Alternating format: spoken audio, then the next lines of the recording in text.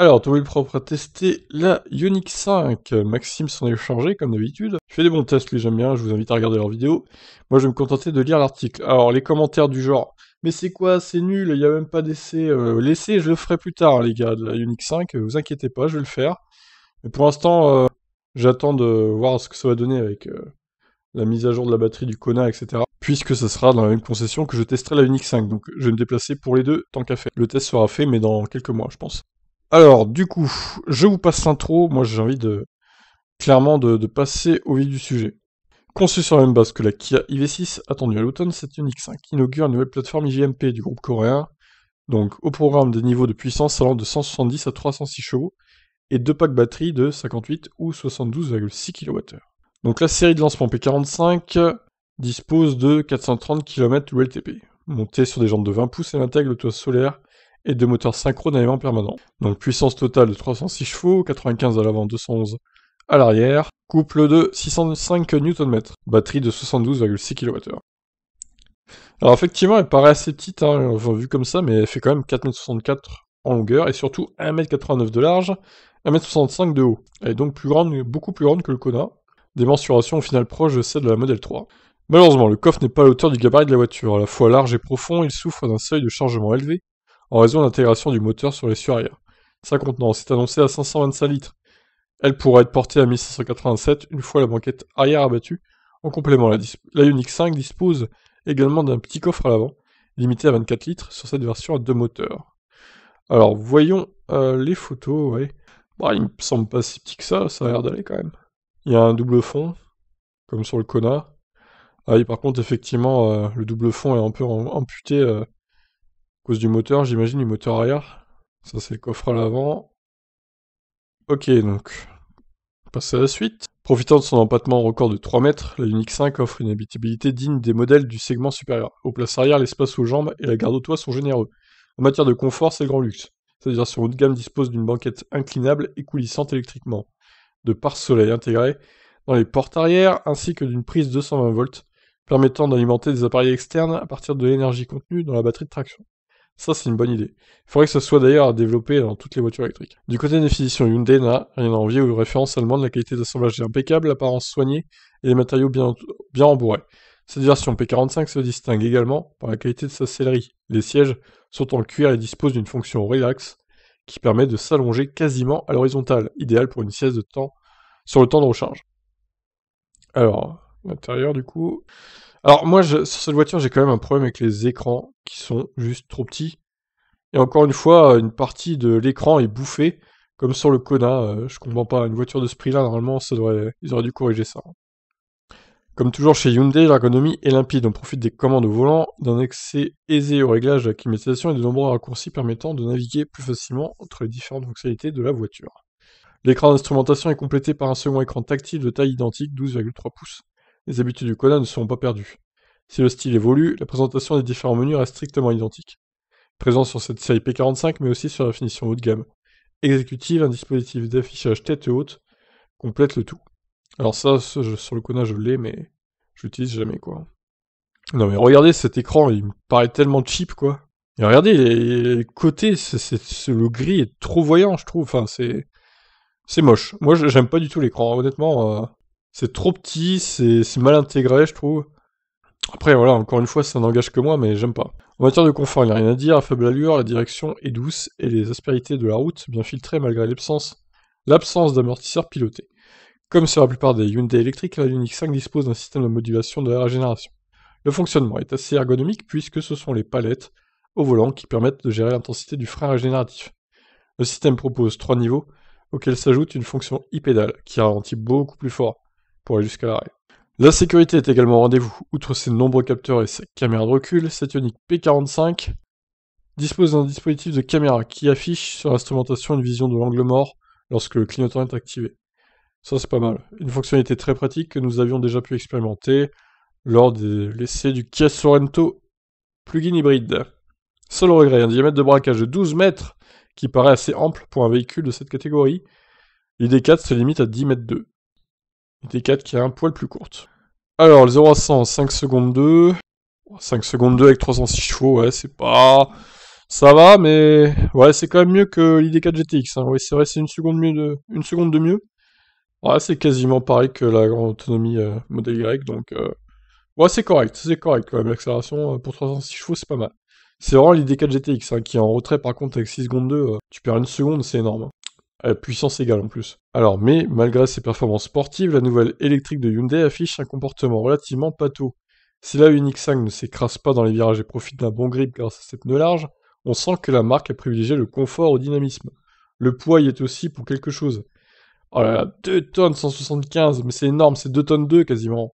Oh là là, c'est 300 kilos de plus que le Kona, quoi. Qui est déjà assez lourd, je trouve. Alors, sur autoroute, la Ioniq 5 est clairement dans son élément, équipée de régulateurs de vitesse actifs, du maintien dans la voie et d'un dispositif de lecture des panneaux de signalisation, pas toujours très fiable. La coréenne profite surtout de capacités de recharge bien supérieures à ses concurrentes. Le chargeur AC dont 11 kW, mais en DC, elle pousse jusqu'à 225. Ça, c'est pas mal, grâce à sa batterie 800 volts. Alors, ils ont testé sur Unity, ils ont eu un pic à 211 kW. Effectivement, c'est une belle performance. Alors, conso. En matière de conso, l'ordinateur de bord de notre modèle DC indique une moyenne de 19,6 kWh au 100 sur un peu plus de 500 km. C'est proche des 19 annoncés par le constructeur en cycle mixte. On peut ainsi espérer atteindre 350 km dans un usage mixte sans trop de problèmes. Maintenant, si vous faites que de l'autoroute, la donne sera différente, vous tournerez sans doute autour de 22 kWh au 100, voire plus dans les conditions moins favorables. Alors, on va calculer la vitesse moyenne, tiens, pour se donner une idée, puisqu'il y a l'heure et tout. Alors, 496,2 divisé, on va dire par 11,1, ouais, ça fait 44 km/h. Oula, 44 km/h seulement de vitesse moyenne avec une conso de 19,4 kWh au 100. Ok. Ouais, elle est gourmande hein, quand même. Elle est assez gourmande cette petite Ioniq 5. Cette grosse Ioniq 5 même. Le conseil automobile propre, si l'autonomie est votre priorité, privilégiez les jantes 19 pouces. Sur la version 306 chevaux essayée, celles-ci permettent de baisser la conso à 17,7 kWh au 100. Ouais, c'est vrai. Et en plus, les pneus sont moins chers du coup. Parce que 20 pouces, putain, au niveau efficient, ouais, ça enlève 30 km. Hein. 30 km de moins avec les jantes 20 pouces. Ça n'a aucun sens. Il faut pas prendre les 20 pouces, quoi. Vraiment. Alors, niveau tarif, du coup. S'agissant d'une version limitée, la version P45 de l'essai n'est plus vendue. Pour trouver une équivalence, il faudra aller chercher la version à transmission intégrale en finition de gamme exécutive, facturée 60 000 € hors bonus, donc bonus de 2 000 €. Quoique, il reste quelques heures, hein, les gars, hein, pour commander, là, si vous voulez, avant que le bonus ne se termine. Même du coup, bah non, je vais la mettre ce soir, la vidéo, donc c'est fini. C'est terminé. Donc, il n'y aura plus que 2 000 € de bonus pour cette Ioniq 5, ce qui est dérisoire, finalement. Si la puissance n'est pas un critère pour vous, sachez que Ioniq 5 est également décliné en 2 autres versions en propulsion. Associée à une batterie de 58 kWh, la première cumule 170 chevaux. C'est la moins chère de la gamme puisqu'elle débute à partir de 43 600 €. Finition de base intuitive. Donc là, elle dispose du bonus de 6 000 € maximum, ce qui la place à 37 600 €. Mais en version intuitive, bon voilà, hein, c'est pas ouf, hein, l'équipement et tout. En plus, 170 chevaux, c'est un peu poussif. La batterie n'a que 58 kWh. La batterie est quant à elle donc garantie 8 ans ou 160 000 km, garantie de base 5 ans sur la voiture en elle-même. Par rapport au SUV électrique du Volkswagen, cette Ioniq 5 se révèle au final un peu plus chère. Elle offre néanmoins une dotation de série bien supérieure à celle de l'ID4 ou de l'ENIAC, où la moindre option est facturée. Au final, la vraie concurrente de cette Ioniq 5, haut de gamme, de 306 chevaux, sera la modèle Y de Tesla, facturée 63 000 € dans sa version grande autonomie. Oui, alors ça, c'est pas le vrai prix, hein. Ça va baisser, c'est sûr. Il offre de meilleures performances, une meilleure autonomie et un niveau d'équipement similaire. Vivement la confrontation. Bon, voilà, donc pour cette Ioniq 5 testée par Automobile Propre. Moi, elle m'emballe pas des masses, honnêtement. J'ai un peu de mal avec son design un peu rétro aussi. Je suis pas hyper fan. J'aurais pas eu de VE, et j'aurais eu le budget pour avoir ce genre de voiture. Je l'aurais pas pris, je pense, je l'aurais pas choisi. À la limite, la Kia, peut-être la Kia IV6, me plairait plus. Mais la Ioniq 5, bon, je suis pas hyper fan. Bon, avant de se quitter, on va lire un peu, on va regarder la photo déjà du toit solaire, qui peut faire reprendre quelques kilomètres par jour si, comme là, elle est garée en plein soleil, dans l'herbe. Donc, alors, justement, Nico, l'entrepreneur de Rennes, qu'est-ce qu'il a pensé de cette Ioniq 5 après 2000 km parcourus? J'ai découvert Hyundai avec le Kona électrique, que j'ai eu pendant un peu plus de 2 ans, avec quasiment 100 000 km parcourus. J'étais agréablement surpris par la marque, que je ne connaissais pas en revanche. Le Kona était trop petit pour mon usage. Dans le cadre de mes activités, j'ai besoin de chargement. Autre particularité, il y a 100 kg de chien à mettre dans le coffre. C'est assez pratique d'avoir un Ion.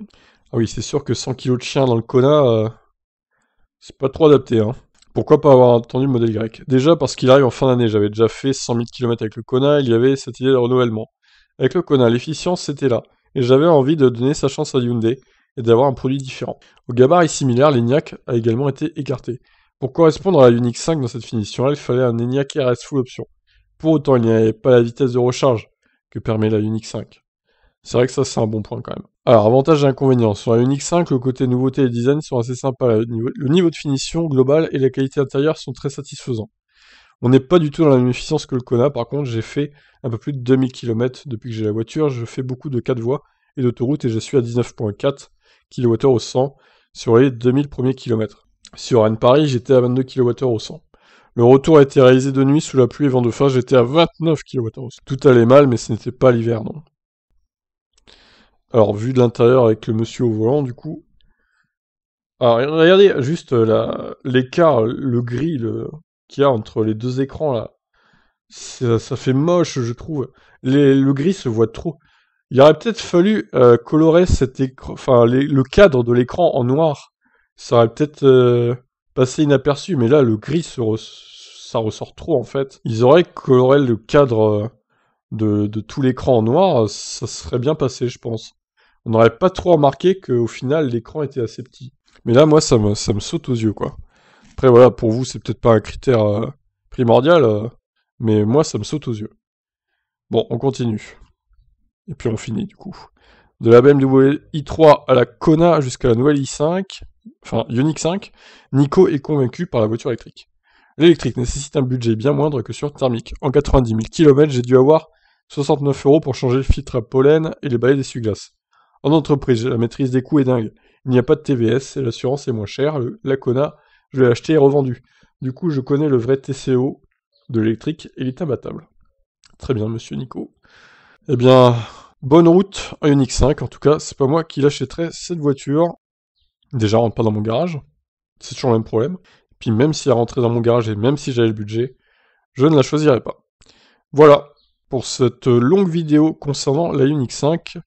J'irai la tester quand même, hein, comme j'ai dit, dans quelques semaines, quelques mois. Sûrement cet été, hein. Pas besoin d'attendre septembre, je pense, vu que on va sûrement avoir des nouvelles de changement de batterie du Kona dans quelques temps. Mais j'irai la tester dès que mon Kona va soit partir en révision, soit aura sa batterie modifiée. Voilà, bah écoutez, je vous laisse réagir. Qu'est-ce que vous en pensez, vous, de la Ioniq 5? Est-ce que vous l'avez commandée? Est-ce que vous comptez la commander ou pas? Dites-moi en commentaire. Allez, bye bye.